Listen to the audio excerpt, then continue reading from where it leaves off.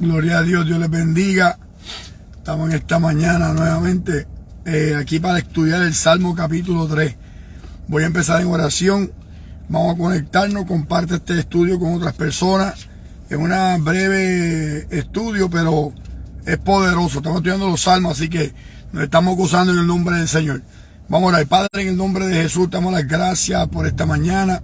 Te pedimos que tú te glorifiques, Jehová Santo, en todo lo que vayamos a estar hablando, que tú nos hables al corazón y que tu Espíritu Santo nos dirija hacia toda verdad. En el nombre de Jesús. Amén.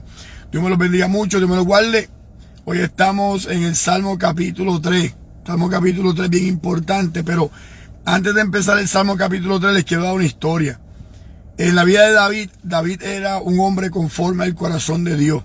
Y eso lo que quiere decir es que David hacía todo lo que a Dios le agradaba, porque lo dice en el Nuevo Testamento. Acuérdense, Antiguo Testamento habla, Nuevo Testamento confirma. Por lo tanto, no se puede entender el Nuevo Testamento sin el Antiguo Testamento. Y no se puede entender el Antiguo Testamento sin el Nuevo Testamento. Se quedaría completamente en el aire o a mitad. Así que es bien importante que uno entienda esta cosita. Usted va a ver del Antiguo Testamento una profecía y en el Nuevo Testamento usted va a ver un cumplimiento. Eso es back to back. O sea que es bien interesante el poder entender esta historia. Y David, al ser un hombre conforme al corazón de Dios, dice la Biblia, en el Nuevo Testamento, hablando Pedro y Pablo acerca de este evento, él decía que me he conseguido, en el capítulo 13 dice, me he conseguido un hombre conforme a mi corazón que hará todo lo que a mí me agrada. O sea, eso es lo que significa hombre conforme al corazón de Dios, que haría todo lo que a Dios le agradara. No quiere decir que David no pecaría, aunque Dios desagrada el pecado. Lo que quiere decir es que cuando David pecaba, David se arrepentía y David de verdad no lo volvía a hacer nuevamente. Porque en un momento dado David pecó contra Dios haciendo el censo. ¿Qué de malo tuvo el censo? El censo lo que tuvo malo era que David empezó a confiar en sus propias habilidades, en su propia fuerza. Por lo tanto, al hacer el censo, él estaba viendo con cuánta gente él contaba para poder hacer X o Y trabajo. Y eso a Dios le desagradó, como quien dice Dios. ¿Y de cuándo acá tú has necesitado gente? Si tú lo que tenías eran 400 personas que estaban todos endeudados. ¿Y de cuándo acá tú necesitaste personas para que yo te ayudara? O si no, en el un poquito más anterior. ¿Y de dónde Gedeón necesitó tanta gente? Si Gedeón tenía 32,000 y con 300 nada más lo liberté. O sea que con Dios es fácil salvar con mucho o con poco, porque de Jehová es la batalla. Y David pues no lo volvió a hacer nuevamente. Pero David hizo algo en un momento dado que también a Dios le desagradó. Pero después Dios le perdonó cuando David se arrepintió. Y fue el famoso caso en 2 Samuel capítulo 11, donde David se acostó con la mujer del vecino. David miró para el lado, David en un momento de guerra, era momento de estar peleando, no era un momento de estar jangueando, y la iglesia hoy en día tiene que entender que no estamos en el momento de estar jangueando, estamos en el momento de estar peleando. Porque por eso es que caen las cosas, y por eso es que estamos pecando, y por eso es que estamos fallando, y por eso es que estamos dormidos, porque en tiempo de guerra estamos en el palacio, en la parte de arriba, como que ya lo tenemos todo, aquí no tengo que hacer más nada. Así que ya estoy bien, ya estoy contento, estoy tranquilo. No, es tiempo de guerra, no es tiempo de estar jugando, no es tiempo de estar pasándola bien o simplemente de pasarnos por ahí haciendo nada. Es tiempo de estar peleando. Mientras el arca de Jehová está peleando, uno tiene que estar peleando. Y David se quedó en la azotea de su palacio. ¿Qué pasa? Mira para el lado, ve esta muchacha que está bañándose, así que imagínense usted. Él se puso a mirarla y la Biblia dice que esta mujer era bien hermosa. Y cuando el Espíritu Santo dice que era bien hermosa, dice, humanamente hablando, cualquier hombre consideraría que esta mujer es preciosa. Y se acostó con ella. Conocemos la historia, que mandó matar al marido, se quedó con ella, nace entonces un hijo, el hijo entonces muere en el capítulo 12, y en el capítulo mismo 12, ya después que él la recibe, y ese hijo se murió, ahora entonces Dios le permite que nazca entonces Salomón. Entonces ahí empezó el revolú completo de David. David empezó a downfall, como dicen en inglés, empezó a caer. Porque había unas cosas que Dios le había dicho a través del profeta Natán. Le dice, el mal no se apartará de tu casa. Y pasó así. ¿Por qué? Porque primero el nene se murió. Segundo, David tiene una hija llamada Tamar. Tiene otro hijo con otra persona, con otra mujer. Y este hijo se llamó Amnón. Tuvo otro hijo con la misma hermana, la misma mujer que tuvo a Tamar, llamado Absalón. ¿Y qué pasa? El hombre Amnón se enamora de su hermana. Y la historia está en el capítulo 13 del libro de 2 de Samuel. Y cuando él se enamora de su hermana, él se acuesta con su hermana, la envilece, la viola, la denigra. O sea, la trató como si fuera una cualquiera. Y por lo tanto la dejó en esa manera. Y el hermano de ella, que también es hermano, medio hermano de él, porque son hermanos de padre, pero no de madre. Ese mismo hermano llamado Absalón, se enojó tanto que vio que su papá no hizo nada. David no hizo nada al respecto, pero Absalón le dice, esto no se queda así, esto no se queda así. Y Absalón lo que hizo fue, lo invitó para un sitio y qué sé yo ni qué, y todos conocemos la historia, lo mató. Esto está en el capítulo 13 y 14 del libro de Segunda de Samuel. Y mató a su hermano. David entonces empieza a contender con él. Resulta ser que entonces Absalón se va. En el capítulo 15, en el capítulo 14, 15 y 16 del libro de Segunda de Samuel, podemos ver la historia que les voy a contar ahora, donde Joab manda a buscar entonces a este jovencito llamado Absalón, tipo que la Biblia dice en el capítulo 15 que era un tipo hermoso. Dice, desde la planta del pie hasta la punta de la cabeza, su pelo le crecía tanto todos los años que le molestaba en la cabeza que tenía que cortárselo, y eran muchas libras de pelo al año que él se quitaba. O sea, el tipo era un tipo hoy en día, como diríamos, un galán, un galán. Y ese joven estaba desterrado y quería regresar a su casa, a su papá, pero su papá estaba como que bien molesto con esto, así que hasta que lo convencieron de que lo trajera. Lo trajeron y lo dejaron aparte, en el palacio, en un sitio aparte. Absalón estaba tan molesto que cuando él mandó a buscar a Joab, el general del ejército de su padre, el general no vino ni siquiera en ninguna de las ocasiones que lo mandó a buscar. Entonces Absalón lo que hace es, manda a quemar toda la parte vegetal de la casa de Joab. Joab se enoja y le dice, si te estoy llamando y no vienes, pues de alguna forma te tengo que llamar. De alguna forma te tengo que hacer que tú vengas para acá. Y automáticamente él entonces viene delante de Absalón, y Absalón entonces empieza su maquinación. ¿Qué hace Absalón? Absalón empieza a conseguirse un ejército donde ya tenía 50 personas que iban delante de él, lo estaban siguiendo. Y empezó Absalón a quedarse en las puertas de la ciudad. Y en las puertas de la ciudad empezó a ganarse el corazón de la gente, hablándole a todos ellos, diciéndole, si yo fuera juez, yo te haría justicia. Si yo fuera el rey de la tierra, yo te haría esto, te haría aquello. Y empezó a ganarse el corazón del pueblo. Y por lo tanto David empezó a perder personas que lo querían. Y para empezar ahora una guerra, Absalón contra su padre David, David simplemente lo que hizo fue, se fue, dice, vámonos, porque verdaderamente no vamos a escapar de las manos de Absalón. No era que David le tenía miedo a Absalón, era que siendo su hijo prefirió mejor irse para evitar más guerra y evitar muertes acá en la tierra de Jerusalén, así que mejor prefirió irse. Posteriormente, después David, cuando se está huyendo de su hijo, la historia cuenta que vuelve nuevamente y regresa. Porque David había dicho, déjate el arca en su lugar, en Jerusalén, déjala ahí en el templo.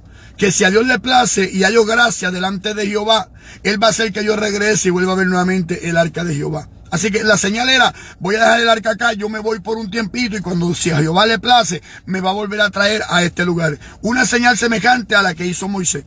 Cuando Dios le dice a Moisés, vete, liberta a mi pueblo de la esclavitud de Egipto, y esto será por señal, que volverán aquí al monte Sinaí, y me vendrán a adorar. Esto será señal de que yo fui el que te saqué. Así que por lo tanto, cuando Moisés los liberta, los lleva entonces hasta allá, porque era una señal de parte de Dios que Dios los había libertado. Pues David está haciendo lo mismo. David dice, si es de Jehová esto, si no, porque Jehová me quite la vida, pero si es de Jehová, yo voy a volver nuevamente al templo y voy a volver a ver nuevamente el arca del pacto. Y David volvió a ver el arca del pacto, por lo tanto pasa la historia ya después. ¿Por qué traigo esta historia? Porque esta historia, cuando David se va, con tal de no pelear con su hijo Absalón por las cosas que estaban pasando, que eran consecuencia de sus malas acciones, esto era simplemente una consecuencia que él tenía, por lo cual estaba pagando por el pecado que cometió con Urías y con Betsabé. Así que, ¿por qué les traigo esto? Les repito, porque aquí David está escribiendo el Salmo capítulo 3. Vamos al capítulo 3 un momentito. Salmo capítulo 3. Si usted nota, como yo le dije ayer, hay un título. Y en ese título, por lo menos en mi Biblia, que esta Biblia es edición de promesas. Esta Biblia es una Biblia aparte, una Biblia que no es ni de estudio, solamente tiene unas cositas marcadas. En el Salmo mío, capítulo 3 dice, oración matutina de confianza en Dios. Oración matutina de confianza en Dios. El título suyo puede ser diferente, pero la parte de abajo del título, antes del versículo 1, note que hay unas palabras que están como que inclinadas hacia el lado. Dice, Salmo de David, cuando huía de delante de Absalón su hijo. Por eso le traje la historia que se encuentra en 2 Samuel capítulo 11. David se mira a esa mujer, la codicia. Capítulo 12, el profeta viene delante de él. Capítulo 13 al 16 está la historia de la violación de su hija, la persecución de Amnón, de Absalón contra Amnón, la huida, después que mata a Amnón, la huida de Absalón. Toda esa historia está ahí. Y después cuando Absalón regresa, que trata entonces de quedarse con el trono de David, David sale huyendo, David escribe este salmo. Por eso es que es bien importante entender el encabezado. Y le dije ayer y le repito nuevamente que todos los salmos, posiblemente el título cambia en algunos libros, en algunas Biblias, pero el encabezado nunca va a cambiar. Por lo tanto, su Biblia tiene que decir esto mismo. Salmo de David, cuando huía de delante de Absalón su hijo. Así que es bien importante entender el trasfondo histórico de este salmo para poder entonces meternos ahora en lo que David estaba escribiendo en ese momento. Y escribe David en el Salmo capítulo 3 y empieza y dice: oh Jehová, acuérdense, está huyendo de Absalón su hijo con sus seguidores. Está huyendo de ellos. Y dice: oh Jehová, cuántos se han multiplicado mis adversarios. No dice su hijo, dice mis adversarios. Muchos son los que se levantan contra mí. Muchos son los que dicen de mí, no hay para él salvación. Esa es la mentalidad que tenía Absalón con el ejército que él tenía. Porque estaban persiguiendo a David y lo que decían ellos era, no hay para David salvación. O sea, está David pensando en lo que la gente está diciendo, en lo que él está escuchando. Y dice aquí claramente: oh Jehová, cuánto se ha multiplicado mis adversarios, mi hijo con su ejército, con el pueblo completo que me desprecia. Me han llamado homicida, me han llamado asesino, porque así le llamaron a David. Y cuando dice que le llamaron de esa manera, pues entonces es porque le estaban gritando, al punto en que gente le tiraban piedra y David simplemente huía. No hizo nada para defenderse porque está con un sentido de culpa por lo que había hecho, que él dice: esto me lo merezco yo. Y se quedaba calladito porque él decía: esto me lo merezco yo. Y dice en el versículo 2, muchos son los que dicen de mí. Toda esa gente lo que están diciendo de mí es esto: no hay para él salvación. Y si usted nota, hay una palabrita a la esquinita a la derecha de ese versículo que dice Selah. David está quejándose con Dios. Y le está diciendo: son muchos mis adversarios, son muchos mis enemigos. Y muchos son los que dicen, no hay para él salvación. Y David se pone a pensar en lo que él está diciendo. Después David lo escribe y después se vuelve entonces una alabanza. Pero en este caso David se queda pensando en lo que está diciendo. Y para que conste que él pensó en ese momento, escribe Selah. Selah significa una pausa musical con el propósito de pensar en lo que se está diciendo cuando se dijo, en lo que se está escribiendo cuando se escribió y en lo que se está cantando cuando se está cantando. Así que Selah significa pensando. Y David piensa en su queja y cambia siempre la forma de hablar. Después de un Selah, la forma de la persona orar o de la persona expresarse cambia constantemente. Note que después de Selah, él dice: mas tú, aunque muchos son los que se levantan contra mí, aunque mis adversarios se han multiplicado, mas tú, aunque dicen de mí no hay para él salvación, mas tú, así claramente él está diciendo: mas tú, Jehová, eres escudo alrededor de mí. O sea, tú eres el que me cubre, el que me protege, porque el ángel de Jehová, él después va a decir en un salmo, en el Salmo 34, versículo 7, porque el ángel de Jehová acampa alrededor de los que le temen y los defiende. Tú eres mi gloria y el que levanta mi cabeza. Y dice en el versículo 4, con mi voz clamé a Jehová y él me respondió desde su monte santo. Acuérdense, él está hablando esto una vez ya él ora. Y ya una vez él ora, él está testificando de estas cosas. Y él simplemente está diciendo: en el momento de mi angustia, con mi voz yo clamo a Jehová. Cuando se multiplicaron mis enemigos, cuando todas estas personas se levantaron contra mí, cuando decían no hay para él salvación, tú eras mi fortaleza, tú eras mi escudo. Con mi voz yo clamo a Jehová y Jehová me escuchó desde su santo monte. Selah. Y vuelve a pensar en lo que ahora está diciendo. Él vuelve y dice: es verdad, en el momento de mi angustia, en el momento que se multiplicaron mis adversarios, en el momento que me estaban tratando de matar, en el momento que todo el mundo me despreciaba, cuando nadie agradecía lo que yo estaba haciendo, tú eras escudo alrededor de mí, mi gloria y el que levanta mi cabeza. Por tanto, con mi voz yo clamé a Jehová. Jehová me oyó desde su santo monte. Y dice, por eso entonces cambia el pensamiento otra vez, la forma suya de expresarse, la forma suya de orar. Así que cuando usted ora, ore o usted cante, no está mal el tener una queja. Lo que está mal es terminar la oración con una queja. Tiene que pensar si lo que usted está diciendo va acorde con el carácter de Dios. Y si usted sabe la palabra y sabe que no va acorde con la palabra del Señor, después que usted dice, Dios mira mi enfermedad, Dios mira mi adversidad, Dios mira mi problema, Dios mira mi situación, Dios mira cómo el diablo se ha levantado con ira contra mí. Piense y siga entonces cambiando la oración y siga diciendo, pero yo sé que tú eres mi fortaleza, tú eres escudo alrededor de mí. ¿Quién como tú, Jehová, entre los dioses? ¿Quién como tú, magnífico en santidad? No hay nadie como tú con quien comparar. Tú te sientas en el círculo de la tierra, mira sobre los hijos de los hombres. Los poderosos que me rodean son como el polvo en la balanza. Tú soplas y dejan de existir. Tú les hablas y se derriten delante de ti. Abres el cielo para que derrames la bendición. Abres los mares para que yo pase como en tierra seca, derribas los gigantes que me rodean, derribas todos los problemas grandes que tenga, esos muros se caen en el nombre de Jehová. O sea que tú tienes que empezar a cambiar la forma de orar. Que cuando te estés quejando delante de Dios, la forma de orar tiene que cambiar. Y David nos enseñó esto, o Dios a través de David nos enseñó cómo es que se hace. Pensar si lo que estás diciendo va acorde con la palabra de Dios o va acorde con el carácter del Dios que nosotros conocemos. Por eso es que es necesario meterse en la palabra, porque mientras usted se meta más en la palabra, más usted se va a dar cuenta que usted conoce el carácter de Dios. Y mientras más usted conoce el carácter de su Dios, más usted puede mejor entonces entender la oración que usted va a hacer. Y David vuelve y canta y cambia otra vez después de otro Selah. Y él viene y dice, por eso, aunque estoy pasando por esto, dice, yo me acosté. Es el versículo que tanto recitamos. De ahí es que sale. ¿Dónde está David? Perseguido por su hijo, con el ejército. Jerusalén completo lo estaba buscando. La ciudad del gran rey lo estaba buscando para apedrearlo y para matarlo y destruirlo. Y ahora David simplemente dice, pero como yo sé que se han multiplicado mis adversarios, aunque yo sé que ellos dicen que no hay para mí salvación, aunque yo sé que Jehová es mi escudo alrededor de mí, el que levanta mi cabeza, es mi gloria, por lo tanto yo clamé, él me respondió desde su santo templo, yo me voy a acostar a dormir. Yo voy a descansar, yo voy a reposar. ¿Por qué? Porque Isaías un tiempito después diría, porque que Dios guardaría en completa paz a aquel cuyo pensamiento en él persevera, porque en él ha confiado. O sea, Isaías nos estaría demostrando posteriormente por qué David descansó y por qué David durmió, simplemente porque él sabía en quién había confiado y pensaba en la palabra de Jehová. Y dice, yo me acosté y dormí. Acuérdense, ya él pasó por esta prueba. Ya él pasó por esta oración y lo que él está haciendo es diciendo lo que él estaba haciendo. Él dice, por eso yo me acosté y dormí y cuando desperté Jehová me sustentaba. Por eso es que él dice este versículo bien claro, yo me acosté y dormí y desperté porque Jehová me sustentaba. No temeré a 10 millares de gente porque muchos se han multiplicado, porque me están persiguiendo, son muchos los que dicen. Por eso él decía, por tanto no temeré a 10 millares de gente que pusieran sitio, o sea, se pusieran alrededor mío o contra mí. Levántate Jehová, sálvame Dios mío, porque tú heriste a todos mis enemigos en la mejilla.